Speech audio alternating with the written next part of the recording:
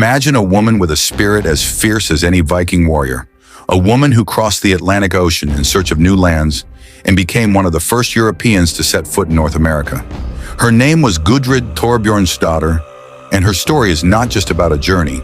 It's a tale of courage, tragedy, and overcoming the harshest of trials. Gudrid was born in the late 10th century in Iceland into a family of high-ranking Viking leaders. From the very beginning, her life was intertwined with the world of the Vikings, as Iceland was experiencing political turmoil and the Vikings were pushing their boundaries into uncharted territories.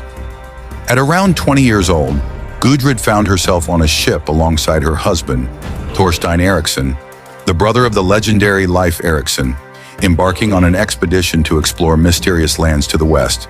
This was in the year 1003. And that journey became the first documented Viking voyage to North America, a land they named Vinland. Imagine that moment, a time when the land we now live on was still a mystery to most of the world. Gudrid and her husband were part of a great expedition that crossed the ocean to explore unknown worlds.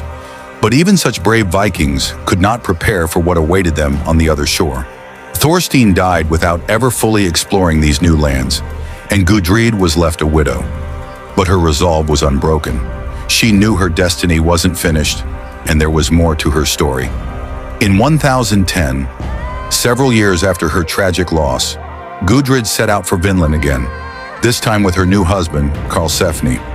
Together, they planned to establish a colony on these mysterious shores, but Vinland was not kind to outsiders. Soon, the settlers encountered aggression from the indigenous peoples, and the colony was on the brink of disaster. Yet Gudrid was not one to back down.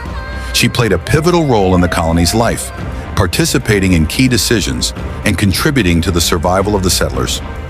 Life for the Vikings was never for the faint of heart, and Gudrid proved her place among the great leaders of her time. During this expedition, Gudrid became a mother.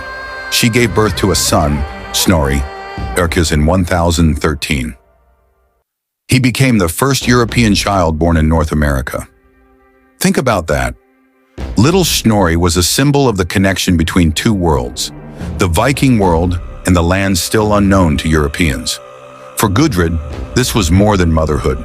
It was a testament to her strength and resilience. But even the bravest of Vikings couldn't defeat the harshness of nature and the hostile forces lurking in those lands. The colony was abandoned, and Gudrid returned to Greenland. However, her journey did not end there. She eventually made her way back to Iceland, where her name became a symbol of wisdom and resilience. She later embraced Christianity, made a pilgrimage to Rome, and even founded a chapel in her home. Gudrid passed away around 1830. But her legacy lives on. She was one of the first women to cross the Atlantic and become part of the history of Viking exploration in North America. Her life became a symbol not only for her time, but for generations to come. Gudrid's story is not just about a woman of the Viking age. It's about how women can be leaders, explorers, and warriors, and how their strength and determination can change the course of history. So next time you hear about the great Viking voyages, remember Gudrid Thorbjornsdottir, a woman who dared to explore uncharted lands and became one of the greatest adventurers of her era.